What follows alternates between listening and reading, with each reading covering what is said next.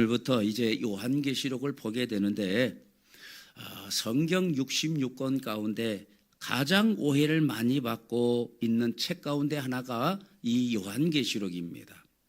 우리가 요한계시록 하면 제일 먼저 떠오르는 것이 뭐냐 물어보면 666이니 14만 4천이니 아마겟돈 전쟁이니 재림, 휴거, 종말 이런 것들이 생각난다라고 이야기를 하죠. 그래서 우리는 요한계시록이 뭐가 굉장히 무섭고 또 함부로 보면 안 된다라고 하는 그런 선입견들이 있어서 가장 오해를 많이 받는 책이 요한계시록입니다. 그래서 이 요한계시록은 절대로 여러분 무서운 책도 아니고 그렇게 어려운 책도 아닙니다. 요한계시록의 내용을 살펴보기 전에 오늘 먼저 이 요한계시록의 개관적인 우리가 요한계시록을 어떻게 보아야 될 것인가 라고 하는 이 시각을 오늘과 다음 주에 이 교정을 하려고 합니다. 이 요한계시록을 우리가 전체적으로 어떤 눈으로 바라보아야 이 요한계시록에 대한 오해를 하지 않고 잘못된 그 오류에 빠지지 않고 이 요한계시록을 볼 수 있는가라고 말씀을 드리려고 합니다. 자, 먼저 이 요한계시록의 전체적인 주제가 뭔지를 알아야 되는데 이 성경은요, 이 우리에게 어떤 도덕적이고 윤리적으로 착하게 살 수 있는 방법을 기록한 책은 아닙니다.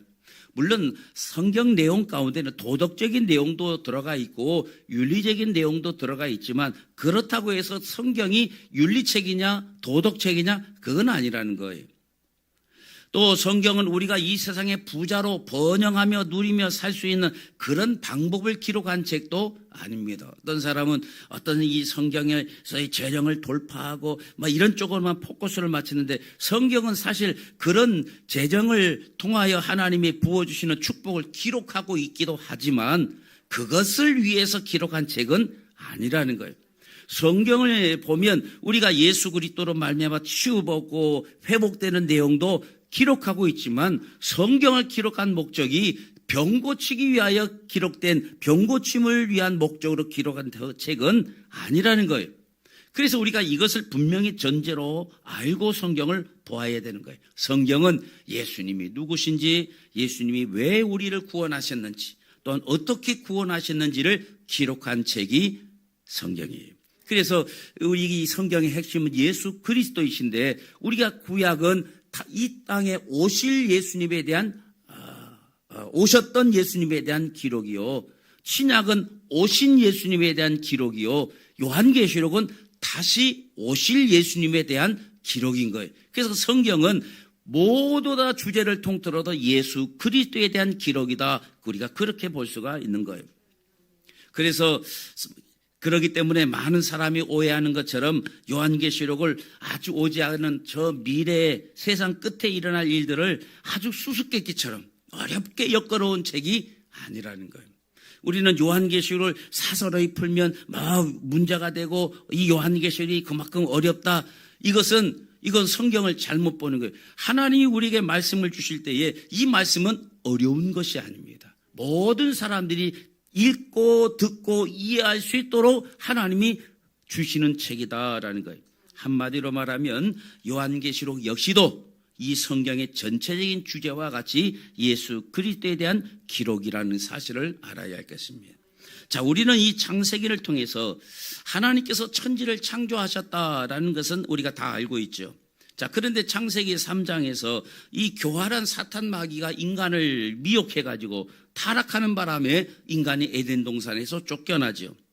자, 그런데 요한계시록에 보면 바로 우리를 에덴 동산에서 쫓겨나도록 죄를 범하게 했던 이 사탄이 결국 결박당하여 영원한 불못에 던져지는 완전한 승리의 내용이 기록이 되어 있어요. 그러니까 창세기는 이 세상에 죄를 들어오게 해서 우리로 하여금 이 멸망 가운데 에덴 동산에서 쫓겨나게 했던 그 마귀가 요한계시록에는 완전히 결박되어 영원한 불못에 던져지는 내용이 기록이 되어 있다라는 거예요. 또한 에덴 동산에는 만물을 다스리고 통치하라고 우리 인간에게 하나님이 위탁하셨지만 죄를 범함으로 인간은 그 사명을 어떻게 하면 실패해서 오히려 세상을 다스려야 될 그 인간이 그 사명을 실패했기 때문에 세상의 통치를 받고 돈의 다스림을 받으면서 끌려다니는 삶을 살게 되었다라는 거예요. 그렇지만 요한계시록에는 이런 것들이 다시 회복된다, 그렇게 기록이 되고 있는 거예요. 자, 이런 좋은 소식이 요한계시록에 기록이 되어 있기 때문에 우리는 이 요한계시록을 읽으면서 많은 사람들이 생각해야 될 것이, 이런 것들을 생각해야 되는데, 오히려 요한계시록을 읽으며 사람들은 뭘 생각하느냐 하면 자꾸 종말론을 생각한다고 말이죠. 이 종말에 대하여 잘못된 기대감을 가지게 되면 이 종말에 대한 이 주된 관심을 언제냐라는 이 언제에 자꾸 관심을 두게 된다라는 거예요. 자, 이것을 잘못된 종말론이라고 하는데, 이 잘못된 종말론에 빠지게 되면 나타나는 아주 대표적인 현상이 세 가지가 있는데, 첫째는 현실을 무시하게 돼요. 잘못된 종말론에 빠지면 나타나는 현상 가운데 첫 번째가 현실을 무시하게 된다. 무슨 말이냐? 예를 들어 우리가 1992년 10월 28일 다 기억할 거예요. 다미선교회 기억할 겁니다. 예수님이 몇 년, 몇 월, 며칠, 몇 시에 재림하신다고 하면서 어떤 특정한 장소에 모여 그들이 기다렸죠. 그때 얼마나 사회 문제가 됐으면, 어떤 사람은 신혼 있고 산속에 비닐하우스 씌워놓고 거기에 모여 있었던 사람도 있고, 또 연남동 458번지 그 건물에 다, 거기에 제가 목회했던 그 교회와 한 200m 떨어진 거예요. 거기 10월 28일 예수님이 재림한 저도 봤어요. 혹시 재림하면 나도 발이라도 붙들고 올라가려고. 그 현상이 봤는데 사람들이 그때 막 소방차가 막 준비되고 매트리스 혹시 막 자살할 사람이 나오지 않는가, 얼마나 시끄러웠는지 말. 그런데 결국 오지 않았죠. 자, 거기에 빠진 사람이 그 당시에 어떤 일들이 일어났습니까? 사람들이 직장에 다닐 필요성을 느끼지 못해요. 학교에 다닐 필요성도 느끼지 못해요. 그때 학생들이 등록금을 다 갖다 바치기도 하고, 어떤 사람은 다 주님이 오시는데 이 재산이 무슨 소용이냐, 그래서 다 재산을 갖다 바치라고 하기도 했다라는, 그게 얼마나 사회 문제가 됐는지 우리는 다 기억하죠. 자, 그런데 그 특징을 지금 신천지가 가지고 있다라는, 신천지에 빠진 이 젊은 아이들을 우리가 이번에 다니엘의 신천지에서 빠져나온 사람 이야기도 들었지만, 그 아이들 가운데 학업을 중단하고 집을 나와가지고 모여 살면서 이 현실을 놓아버리고 사는 그런 경우가 많이 있어요. 이것이 바로 잘못된 종말론에 따른 병폐라고 하는 거죠. 그 다음 잘못된 종말론에 빠지게 되면 두 번째 나타나는 현상이 비상식적이 돼요. 상식적이질 못해요. 이단의 대표적인 특징 중에 하나가 굉장히 비윤리적입니다. 여러분, 신천지 우리가 이야기를 들었죠. 신천지의 대표적인 문제가 뭡니까? 부모 자식 사이를 갈라놔요. 그래서 신천지의 그 모임에 못 가게 한다고 자기 부모를 경찰에 고발하는 경우도 있었다라고 이야기를 하잖아요. 그러니까 이 이단의 특징은요, 이 잘못된 종말론에 빠진 사람들의 특징을 보면 상식적이지를 않아요. 그 다음에 잘못된 종말론에 빠지게 되면 나타나는 세 번째 현상이 이단화되어진다. 이단으로 빠져들어간다라는 거예요. 주로 잘못된 종말론을 이용하는 집단이 어디입니까? 거의 다 이단들이, 신천지라든지 통일교라든지 한상홍층이 하나님의 교회라든지 전부 종말론의 아주 핵심적인 내용을 가지고 사람들을 끌어들인다라는 거예요. 그래서 여러분, 이런 이단에 한번 빠지면 헤어나기가 매우 힘들어요. 그래서 이 이단들이 즐겨 애용하는 단어가 14만 4천 명이 우리들의 모임에 들어와야만 이 14만 4천 명의 그룹에 들어온다, 이 구원의 숫자에 들어갈 수 있다, 그렇게 말해요. 그래서 신천지에게는 이 14만 4천 명에 들어가기 위해서 뭐 몇백만 원을, 몇천만 원을 가져오라, 뭐 이런 것도 하는 것을 보게 되죠. 신천지가 주대하는 말이 14만 4천 명에 내가 들어가야 된다라고 사람들을 그렇게 미혹한다라는 거예요. 그래서 이 잘못된 종말론에 빠지게 되면 이렇게 이단으로 빠져드는 경우가 많이 있는 것을 보게 됩니다. 그래서 우리는 건강한 종말론을 가지고 있어야 된다라는 거예요. 자, 우리가 건강한 종말론을 먼저 말하기 전에 중요한 것이 종말은 반드시 있다라는 거예요. 반드시 종말은 있습니다. 종말이 반드시 있다고 하면 뭐 우리가 두려워할 수가 있는데 두려워할 필요가 없어요. 전에도 설교할 때도 얘기했지만 개인적인 종말도 있고 역사적인 종말도 있어요. 제가 여기서 말하는 종말은 역사적인 종말은 반드시 있다. 뭐 개인적인 종말은 뭐 올 때는 순서가 있어도 갈 때는 순서가 없다고 하는 것처럼 개인적으로 다 이렇게 이 땅에 사는 가운데 종말을 맞이할 수 있는데 이 땅의 역사적인 종말은 반드시 있다라는 거예요. 그렇기 때문에 사람들은 두려워한다고 말이죠. 왜 종말을 두려워할까요? 그 종말에 나타날 그 일들이 얼마나 두려울 것인가, 그 종말이 언제 올 것이냐, 그 종말에 어떤 일이 일어날 것이냐, 이런 것들을 생각하기 때문에 종말이 두렵다라고 느낀다라는 거예요. 그런데 종말에 대한 올바른 관점, 건강한 관점은 뭐냐? 종말이 반드시 있어야 된다. 자, 종말이 왜 반드시 있어야 될 이유가 뭘까요? 이것은 바로 타락한 이 세상의 역사가 반드시 끝이 나야 새하늘과 새 땅에 들어갈 수 있기 때문에 그래요. 또 여기서 새하늘과 새 땅이라고 하니까 신천지가 자꾸 생각나잖아요. 아니, 마귀들은요, 이 성경에 나온 좋은 단어들은 쥐들이 함부로 입에 못 담게 만든다고. 새하늘과 새 땅을 우리가 바라본다고. 목사님, 신천지야? 왜? 새하늘, 새 땅. 이 옛날에 한참 이 성경에도 이 데살로니가에 보면 공중으로 끌어올려 주님을 만나게 되는데, 휴거란 말을 이제는 함부로 쓰면, 목사님도 시한부 종말론자인가? 휴거란 말도 못 쓰게 사탄이 만들어버렸어요. 왜냐? 한참 92년 휴거를 얘기하다 보니까 휴거라는 성경에 나오는 분명한, 왜냐? 공중으로 끌어올려. 끌 휴자, 들 거자. 그래 휴거라는 거예요. 하나님이 공중으로 끌어올린다. 이런 말을 못 쓰게 만들어서 지금 새하늘과 새 땅도 이 땅의 역사가 종말로 끝이 나야 새하늘과 새 땅에 들어갈 수 있는 거예요.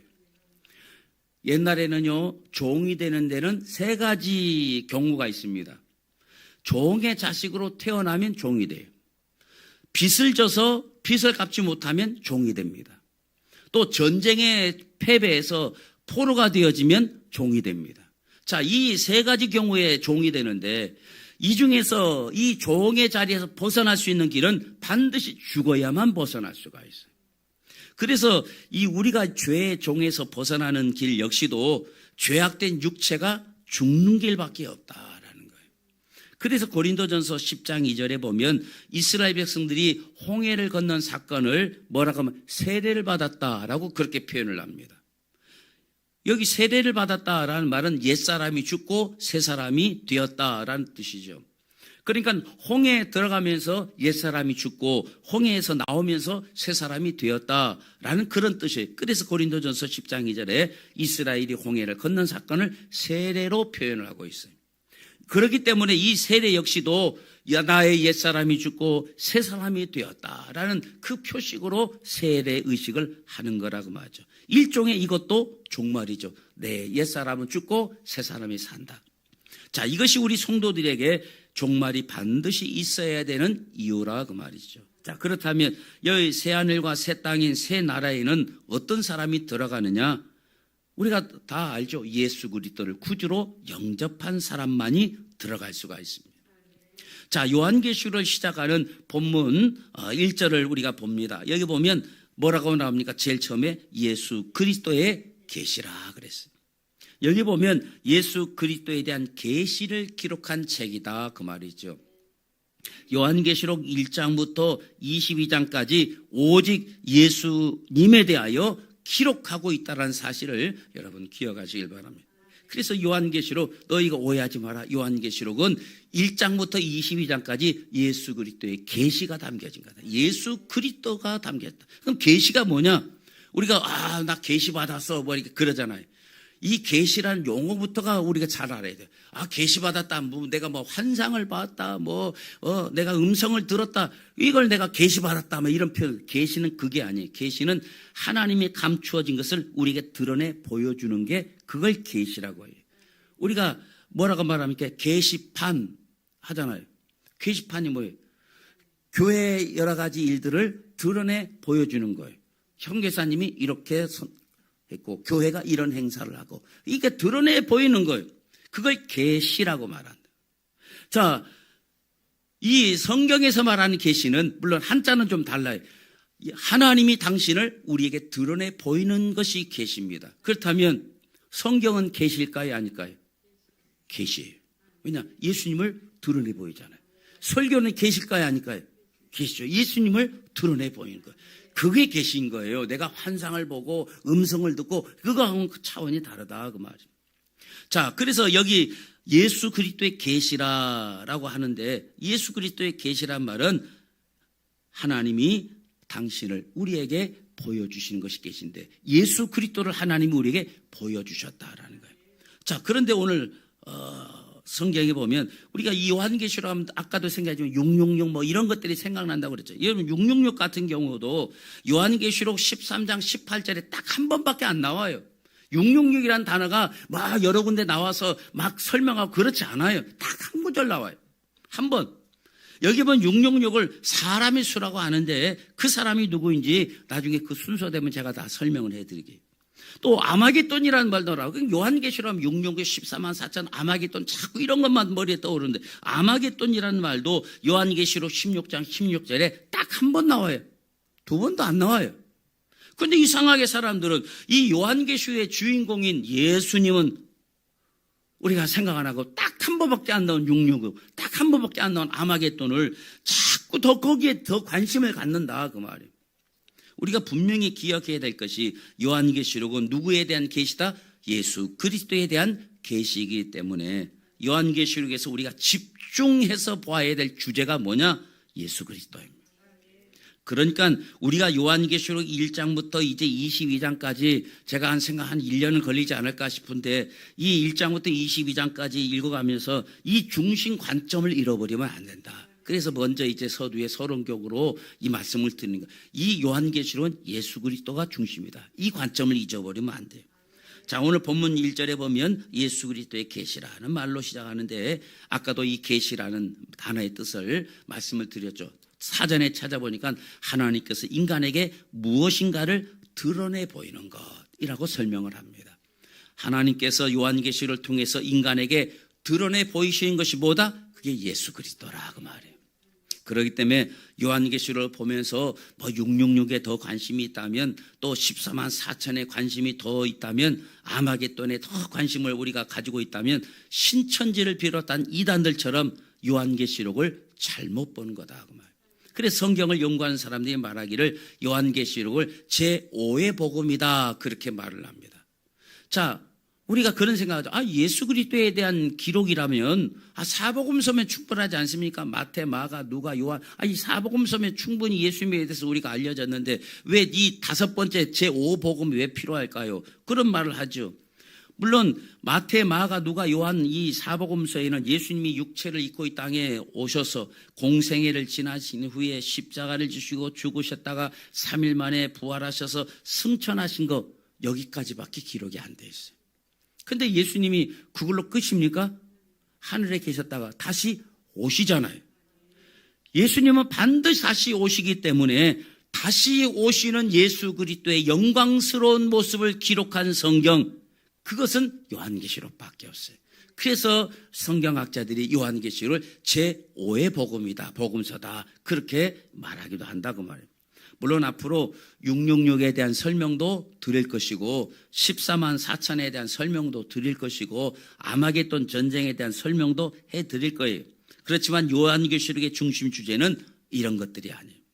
요한계시록의 중심 주제는 뭐다? 오직 예수 그리스도이십니다. 예수님이 어떤 분이신지, 예수님께서 다시 오실 것인데 어떤 모습으로 다시 오실지, 예수님께서 다시 오실 때 이 세상에는 어떤 일들이 벌어질지, 예수님께서 다시 오실 때쯤에는 어떤 징조들이 나타날 것인지 그거를 기록하고 있는 것이 요한계시록이라.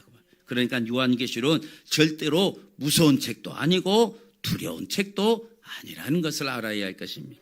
참고로 한 가지 더 말씀을 드리면 성경 66권 중에서 이 사탄 마귀가 어디서 생겼는지 정확하게 기록한 성경이 없어요. 이사야서 14장에 보면 루시퍼라고 하는 천사가 하나님의 자리까지 높아지려다가 쫓겨났다. 그래서 쫓겨난 루시퍼가 사탄 마귀가 됐다. 이렇게 간단한 요 정도밖에 설명이 없어요. 그러니까 사탄이 어디서부터 기록됐는지 비롯됐는지 그 설명이 이 이사야서 14장에 이 루시퍼라는 천사장이 하나님과 같이 높아지고 교만에다가 쫓겨나서 그게 사탄 마귀가 됐다. 그 정도밖에 성경이 기록하고 있지 않아요. 그런데 이 사탄 마귀의 마지막 모습에 대해서는 요한계시록에 정확하게 기록해요. 이 사탄 마귀가 어떻게 탄생하게 되느냐는 아까 잠깐 얼핏 지나가지만 어떻게 사탄 마귀가 마지막이 어떻게 마지막 모습이 될 것인가는 요한계시록에 정확하게 기록이 되어 있습니다. 그러니까 사탄 마귀 입장에서는 자기의 불편한 모습을 기록하고 있는 이 요한계시록을 성경 중에서 제일 싫어하지 않겠습니까? 왜냐? 자기 마지막에 이제 내가 어떻게 될 것인가에 대한 정확한 기록이 요한계시록에 있기 때문에 사람들이 그것을 모르기를 원한다면 어떤 성경이 모르기를 원하겠어요? 요한계시록을 모르기를 원하겠죠. 내 마지막이 얼마나 비참하게 끝날 것인가에 대한 기록이 정확하게 기록된 이 요한계시록이 어떻게 해서든 사람들이 좀 모르기를 원하고 또 알기를 알아도 잘못 알기를 원하고 오해하기를 원하고 틀리기를 원하고 마귀가 그러지 않겠어요? 그래서 사탄 마귀는 요한계시록을 자꾸 이상한 곳에 집중하게 만들어서 사람들로 하여금 오해하게 하고 신뢰하지 못하게 하고 이단으로 하여금 이 요한계시록 이단들은 이 요한계시록을 얼마나 이용을 많이 하는지 그것에서 자꾸 이런저런 허튼 소리를 하게 하는 거라고 말이죠. 그 결과로 많은 사람들이 요한계시록은 어려운 책, 두려운 책, 함부로 풀면 안 되는 책. 그래서 요한계시록은 읽어도 뚝 떨어 떼어놓는 그렇게 만들어버렸다고. 그게 누구의 전법이겠어요? 그게 사탄인 거예요. 이 놀라운 이 기록이 요한계시록에 있습니다. 예수님께서 어떻게 다시 오실지, 예수님께서 어떻게 이 세상을 다스리실지, 이 세상의 마지막은 어떠할지, 우리가 예수님을 잘 믿는데 우리가 왜 고난을 당하고 있는지, 이 모든 설명이 영광과 신비가 기록된 이 책이 바로 요한계시록이에요. 그래서 우리가 이 땅에 사는데 왜 이렇게 우리가 고난을 당하지 예수 믿는데 거기에 대한 해답도 요한계시록이 기록하고 있다고 말합니다. 그러니까 앞으로 요한계시록을 살펴보면서 예수 그리스도가 아닌 다른 것에 집중하면 절대 안 되는 거예요. 우리가 성경을 올바로 보려면 이 두 가지는 여러분 꼭 기억하세요. 참고로 절대 진리가 있고 상대 진리가 있습니다. 이 두 개가 성경에는 섞여 있다는 것을 알아야 돼요. 자, 절대 진리가 뭐냐? 이거는 모든 사람, 모든 시간, 모든 장소, 모든 문화, 모든 상황 속에서도 절대 변하지 않는 진리가 절대 진리예요. 그러니까 절대 진리는 상황이 달라졌다고 바뀌면 돼요, 안 돼요? 안 돼요. 사람이 달라졌다고 바뀌면 돼요, 안 돼요? 안 되는 거예요. 문화가 달라졌다고 해서 달라지면 돼요, 안 돼요? 안 되는 거예요. 시간이 달라졌다고 바뀌면 돼요, 안 돼요? 안 되는 거예요. 그러니까 그리고 또 아프리카에 있는 사람이나 뭐 유럽에 있는 사람이나 아시아에 있는 사람이나 변함없이 똑같이 적용되는 진리가 뭐다? 그게 절대 진리라고 그래요. 그러니까 예를 들면 예수님은 하나님이시다. 구원은 오직 예수님을 믿음으로서만 받는다. 이건 절대 진리예요. 뭐 아시아가 다르고 유럽이 다르지 않아요. 다 똑같아요. 이 진리는요, 시간이 바뀌었다고 해도 장소가 바뀌어도 사람이 바뀌었다고 상황이 달라졌다고 문화가 바뀌었다고 절대로 달라지지 않는 거예요. 이것을 절대 진리라 부르는 거예요. 그런데 성경에는요, 절대 진리만 있는 게 아니에요. 상대 진리도 섞여서 기록되고 있어요. 이 상대 진리는요, 어떤 특정한 사람, 특정한 지역, 특정한 시간, 특정한 문화, 특정한 상황에만 적용되는 진리를 상대 진리라고 말합니다. 그러니까 상대 진리는요, 사람이 바뀌면 달라져요. 장소가 바뀌면 달라져요. 문화가 바뀌면 달라지는 진리. 그게 상대 진리예요. 예를 들면 사우디아라비아에는 아내를 4명 정도 둘 수가, 4명까지 공식적으로 둘 수 있다고 합니다. 그런데 우리나라는 안 돼요. 창세기 20장 12절에 보면 아브라함의 아내 사라는 아브라함의 이복 여동생이에요. 야곱의 언니 레아와 또 그 동생 라헬은 자매지간이에요. 그런데 한 남편과 살아요. 우리 문화에는 있을 수가 없는 일이에요. 이건 안 맞아요. 그러니까 야, 성경에 나와 있잖아. 그러니까 나 자매하고 결혼할래. 안 되는 거예요. 그건 그 당시에 아브라함 때, 야곱 때, 그때 그 시대 그 문화 속에서 그 당시에는 그게 진리였어요. 근데 지금은 아니에요. 또 사우디아라비아는 부인을 4명 둬도 우리나라에서는 안 돼요. 그러니까 그 나라에서는 그게 진리예요. 아무런 흠이 되지 않아요. 근데 우리는 안 돼요. 이걸 뭐다? 상대 진리라고 말해요. 로마서 16장 16절에 보면 사도 바울이 로마 교회 성도들에게 이렇게 명령합니다. 너희가 거룩하게 입맞춤으로 서로 문안하라. 그리스도의 모든 교회가 다 너희에게 문안하느니라 그랬어요. 여기 보면 로마 교회 성도들에게 너희는 거룩하게 입맞춤으로 서로 문안하라. 자, 이렇게 문안 한번 해보세요. 로마 교회 성도들은 입맞춤으로 인사했다라는 거예요. 이건 절대 진리일까요? 상대 진리일까요? 상대 진리. 성경에 이렇게 기록되어 있으니까 이제 앞으로 우리 광명교회는 이제 이렇게 로마식으로 입맞춤으로 인사합니다. 안 되는 거예요. 이게 성추행으로 끝나는 거예요. 이거 난리 나는 거예요. 여러분, 우리도 예배 드리러 와서 교회에서 이렇게 입맞춤으로 인사하면 큰일 나는 거예요. 그러니까 이 절대 진리와 상대 진리가 있기 때문에 절대 진리는 절대 진리로 해석을 해야 되고, 아, 이건 상대 진리구나 하면 상대 진리로 그걸 해석을 해야 된다 그 말이에요. 그러니까 모든 성경이 이거 다 절대 진리라고 봐가지고 절대적으로 달라지면 안 된다, 똑같이 해야 된다, 그러면 성경을 잘못 보는 거예요. 근데 만약에 성경에 나오는 이 절대 진리를 상대 진리로 해석을 하면 어떻게 될까요? 그건 자유주의에 빠지고 이단에 빠지는 거예요. 예를 들면 예수님은 하나님이시다, 예수님만이 구원이시다, 이건 절대 진리예요. 2000년 전이나 지금이나 똑같아요. 아프리카나 아시아나 똑같아요. 얼굴 검은 사람이나 허연 사람이나 똑같아요. 달라지잖아요. 이걸 절대 진리라고 그래요. 근데 자유주의 신학자들은요, 이 절대 진리를 상대 진리로 바꾸려고 한다고 해요. 그래, 예수님 믿으면 구원받지. 근데 꼭 예수님만 믿어야 구원받느냐? 그건 아니다.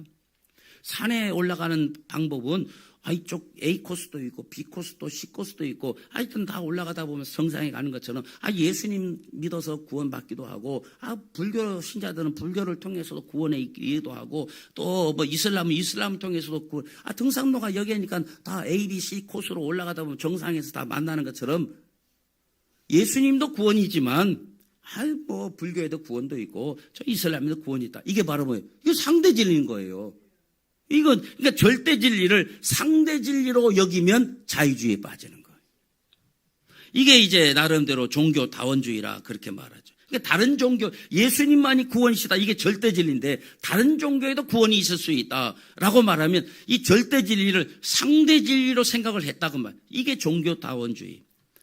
또 모든 종교는 동등하다, 나름대로 종교적인 진리가 있고 구원이 있다라고 말하면 이건 절대 진리를 상대 진리로 생각해버리는 거예요. 이건 이단이요, 자유주의에 빠지는 거다 그 말. 이렇게 절대 진리를 상대 진리로 바꾸면 다시 한번 말하지만 자유주의에 빠지거나 이단이 되는 거예요. 저와 여러분 중에는 물론 이렇게 잘못 생각하시는 분은 아마 없을 거예요. 문제는 저와 여러분 중에도 이 상대 진리를 절대 진리로 바꾸는 그런 잘못을 범하는 사람은 있을 수 있다라는 거예요. 자, 그러면 이 상대 진리를 절대 진리로 바꾸면 뭐가 돼? 율법주의에 빠지는 거예요. 지나치게 신앙생활을, 지나친 어떤 신앙의 열심을 가지신 분들이 이런 잘못에 빠질 수가 있어요. 제가 질문 하나 들어볼게요. 선지국 먹어도 될까요, 안 될까요? 순대 먹어도 될까요, 안 될까요? 레위기에 보면 피채 먹으면 안 된다고 그랬잖아요. 선지 피잖아요. 순대도 피 들어가잖아요. 레위기에 피를 먹으면 안 된다고 그랬는데 왜 피를 먹어요? 돼요, 안 돼요?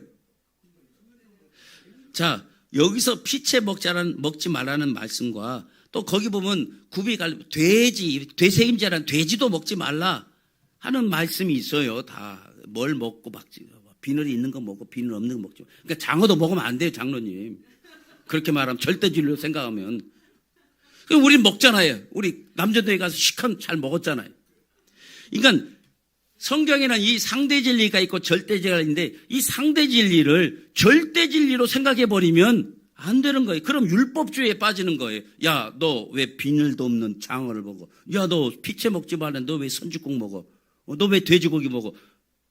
이렇게 되어진다고 말이죠. 그래서 다른 사람을 정죄하고 율법주의에 빠져버린다고 말이죠. 이게 상대 진리인지 절대 진리인지 그걸 아는 게 중요하다 그 말이에요.